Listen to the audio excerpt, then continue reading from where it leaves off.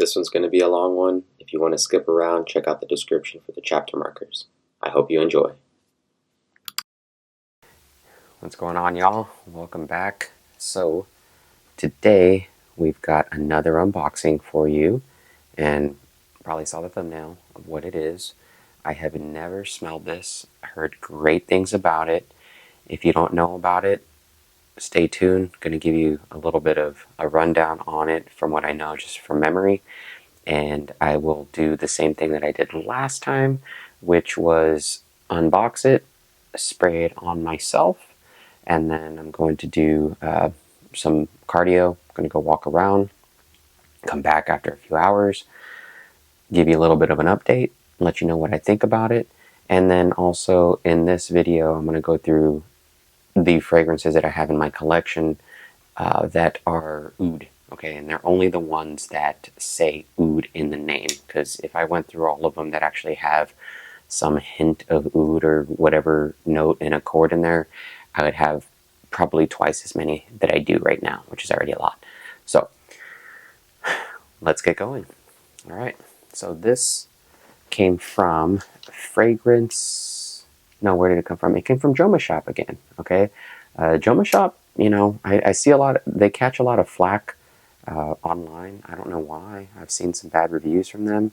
The only dig that I have about them is that when they get an order, they will ship it separately. So I'm not sure if they're placing their orders to their vendors and then having it fulfilled or whatnot, but they do tend to come in separate packages, not all at the same time. So if that's important to you, that may not be the place to shop, but I find that they have good customer service, decent shipping times, and a really good selection of, and then some random ones like this one has been hard to find. Elie Saab, if you don't know anything about it, it's a niche perfume house that has been, well, at least this line, the Essence line, was directed or under the guide of MFK, right? Maison, or not MFK, Francis Kurkdjian, right? Who does MFK? So great knows who is now the director of Dior, whether you like him or not, or whatever it is, whatever, right? I just have been trying to get this one because I love oud, and as you're going to see, that I have quite a few fragrances that are oud based. So without further ado, let's crack it open. Sorry if it's a little bit loud.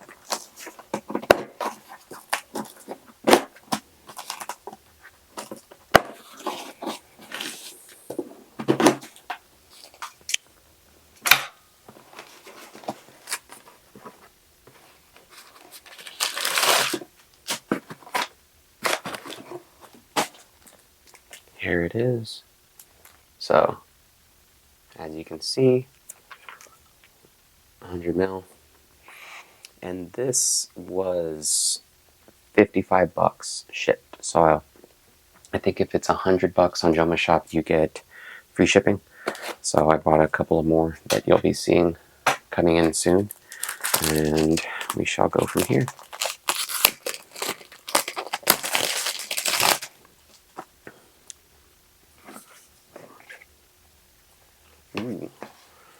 Nice packaging. We've got this cute, with this little tassel, metallic tassel, velvet bag. It says Elie Saab. Actually really nice. The bottle, man, this is a thick, I don't know if you can see that glass. Super thick bottle. Elegant, classy design. Magnetic top. Pretty good hold. All right.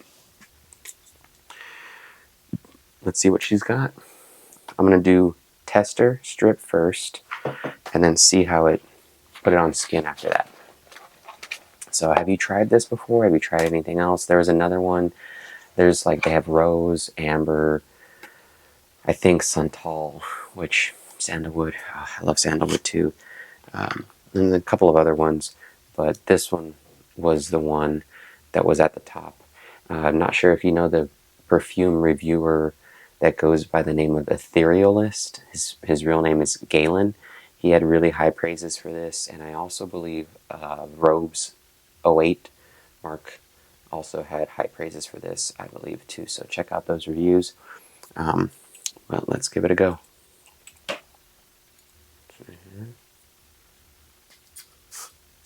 Oh, the atomizers. Atomizer's great. It's pressurized.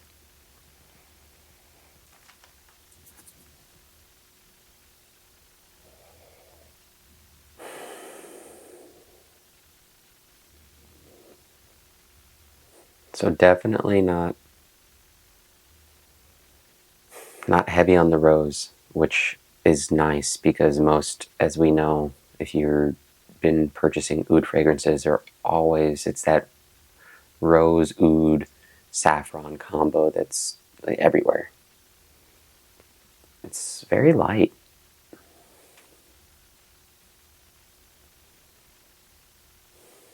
Kind of fruity.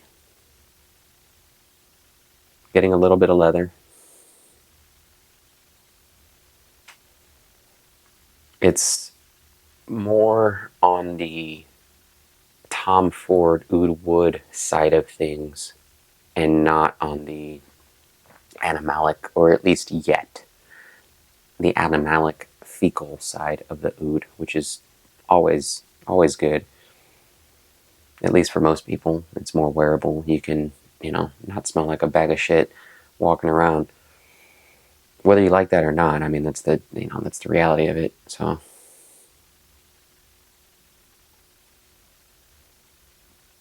maybe the fruity notes, leather. I'm picking up like the scent that you get from an old book, right? That kind of old, musty book smell, but not too much. In the air, I'm getting more of the fruity notes than anything. Definitely wearable. I mean, at least from the strip. Now let's see what it does on skin. Let's pick a spot.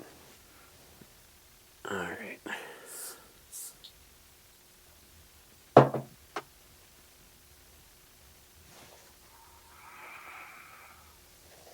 Okay. Skin is different.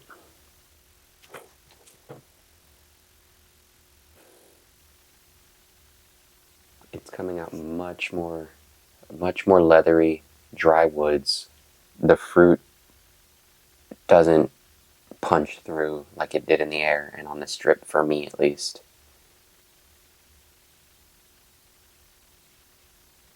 It's almost got off of my skin now from the open. It's got this kind of, it's taking me to a garage where a little bit of like greasy tools, mechanics,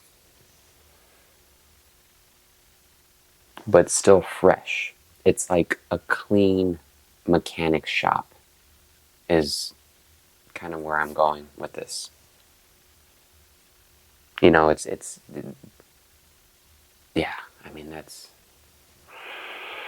it. I'll tell you right now, it does remind me of, like I said, more of that Tom Ford Oud Wood style.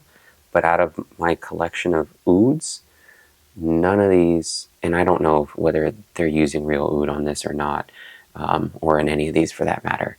But I mean, it's definitely doesn't smell like any of these, and I'll go through these real quick.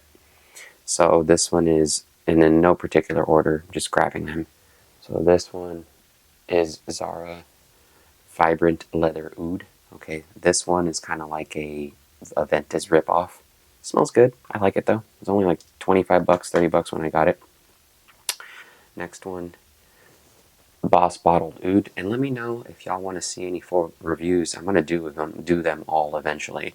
But let me know in the comments which one you want to see first. Whichever one gets the most clicks or the most likes or whoever it is. If you're the only one that comments, that's the one I'm going to do. So Boss Bottled Oud. This is a fresher take. It still retains, and I'm going to give you a little rundown on them. It kind of retains that the classic Boss Bottled scent, but you get some spices in here. It's fresher. It's like cinnamon, nutmeg in there. I like it. Next one is another Hugo Boss. This one is Oud Aromatic. Okay, that Oud Aromatic, if you have smelled recently the new release by Gucci, Pour Homme the Elixir, the green bottle, that one came out first.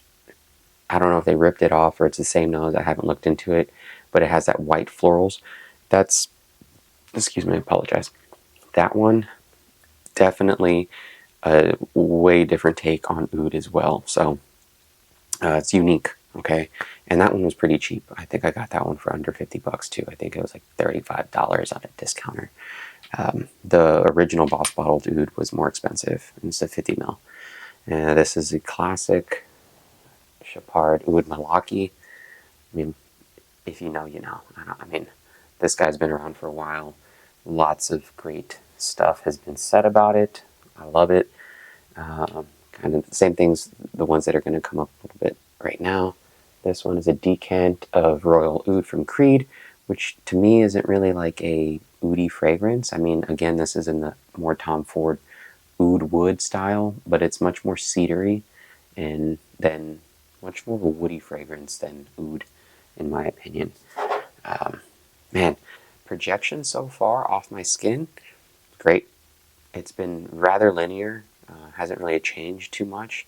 Getting a little bit of it's vacillating a little bit between kind of that freshness and that mechanic kind of tool, not metallic, but if you've smelled bike grease, or what they use to grease the cables, right? I don't know if you've ever worked on bikes, and I'm talking about not motorcycles, but actual bikes, you know, bicycles. They use this thick grease to grease the lines inside of the casing, or you know, and that's kind of what it's smelling like, but as if it was a little bit sweeter. So anyway, sorry, kind of rambling. Next one is Royal Princess Oud, okay, from Creed. Again, not really, to me, this is more oudy than Royal Oud. I love this one. This one, if you can find that, grab it. It's awesome. Another one probably needs no introduction, Oud Ispahan. This one, love-hate relationship with it. I don't know. It definitely deserves a review on its own. I'm thinking about getting rid of it, but we'll see. This one, Vince Camuto. Okay, smoked oud. This one's cinnamon balm. I mean, the color of this bottle does it justice. Again, this one's not really super oudy. I mean, it's Vince Camuto. This was probably like 20 bucks or $25. This is more sentimental to me than anything. My wife got it for me. It was one of the first ones when I started collecting 5 or 6, probably 6 years ago at this point. She got me a few, and this was one of them on the list. And I love cinnamon, and she doesn't like this one very much, but I like it because she gave it to me, and I love cinnamon, so never getting rid of that one. Let's see. Next one is, this one is Versace, okay, Oud Noir. And I keep talking about Tom Ford Oud Wood. This is a cheaper version. I think not exactly the same, but certainly for the money. You can think this one used to be cheap. Now I think they're creeping up in price. It's probably like 70 bucks now for this size, 100 ml, somewhere like that. But to me, I still think it's worth it because it's a great fragrance. And, like, you know, cheaper version than Tom Ford. Oud Wood to me is overpriced. I mean, if that's your signature scent, I get it. But if it's not, then I don't know. I don't really think it's worth paying whatever it is, $250. Next one, little sample I got from Vilhem. Okay, this one is the Oud Affair. I haven't smelled this one in a while. I remember this one being pretty sweet, so I'd have to revisit that one. These two, I'm gonna go back to my boy Tom. Okay, Oud Wood Intense, Decant. They don't make this anymore. It's discontinued. Thank God I got a 30 ml. I got a screaming deal on these. This is Oud Wood Intense. It's just a rich, to me, like, oh my god, one of my favorites. Just perfumes in general. Very well done. Leather, woods. It's what Oud Wood should have been, in my opinion. Okay, like I said, I keep mentioning it, but that would have been more aptly named Oud Wood. They just did that fragrance. Okay, if you can smell it, try it. This fragrance is top 5 of all time for me. This one right here. Tobacco Oud Intense. Okay? I've had it for years, and I barely wear it because I don't know if I'll ever get to smell it again. So I put it on, and really you only need a spray or two for this one. It's that potent.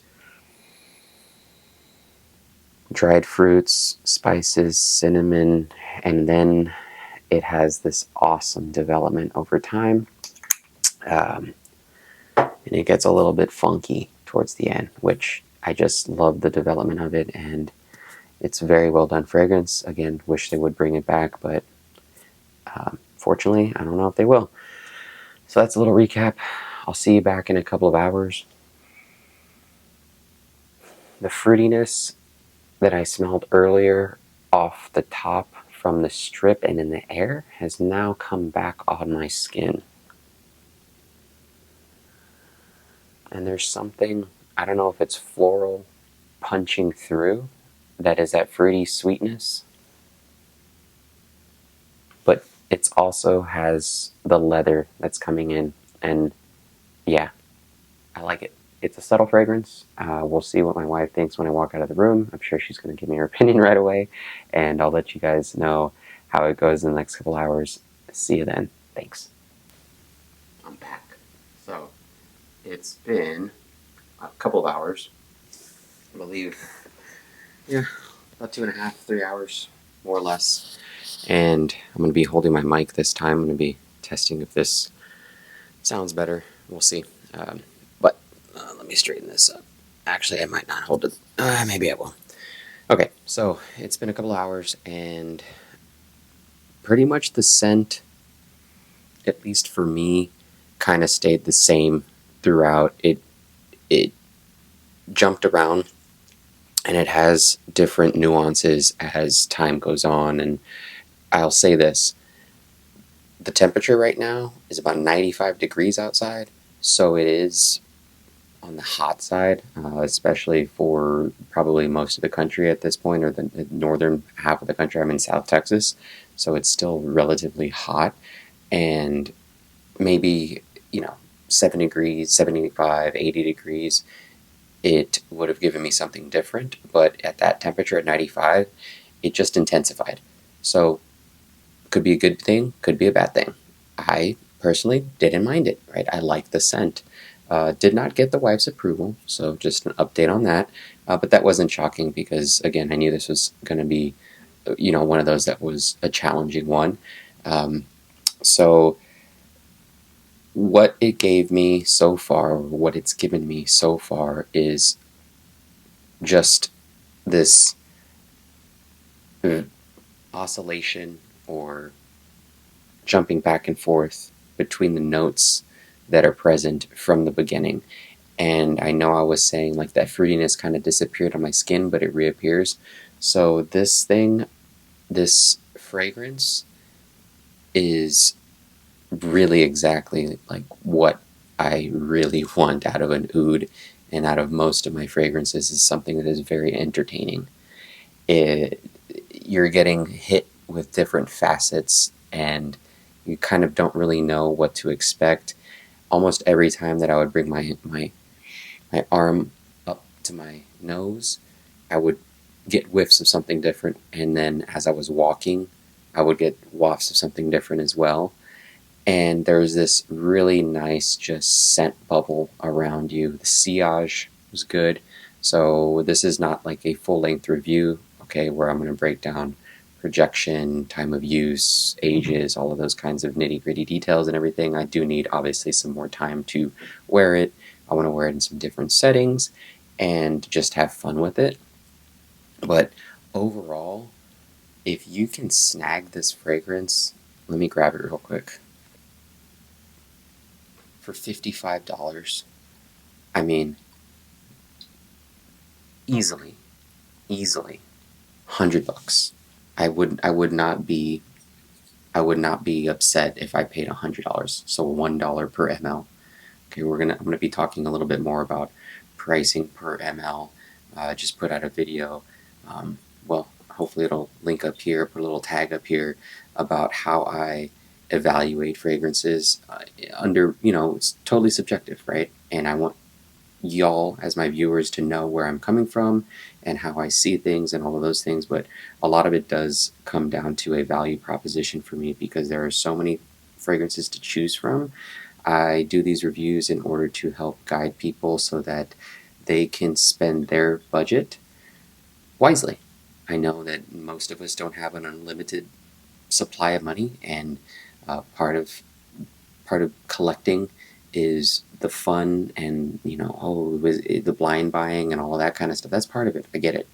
I love it too, but you also want to know that there is some value in what you're getting, and that some of the reviews out, especially today, are heavily skewed by the companies that are providing the fragrances. Okay, which everyone wants to make money. I get it. We work to make money. I can't say that I wouldn't do the same thing in their position, because I'm not in their position. So no judgment passed. But I will say this: I can promise you that at the end of the day, if I ever do get offered free bottles or whatever it is, I'm gonna tell the company that if you want to keep sending them to me, fine, but I'm gonna give you my honest opinion about whatever the fragrance is. If it's crap, it's crap, or I just won't review it. Okay, so I think, to me, overall, that's probably a wiser choice. I think that just putting negativity out there in general is it's not really my style. I try to be positive as much as possible. Obviously, I'm human. We all get emotions, but one of those things is, if I'm putting something out there to the world, I would rather have it be spun in a little bit more of a positive light. Doesn't mean that I can't talk negatives and things that I dislike and stuff like that, but and I don't want to trash anyone's perfume if they put their heart and soul into it. Like, I'd just rather not say anything. It's like that old adage of, if you don't have anything nice to say, then just don't say anything at all. That's easier said than done. I get it. I'm no saint, but that's just my take on it. I'm rambling at this point.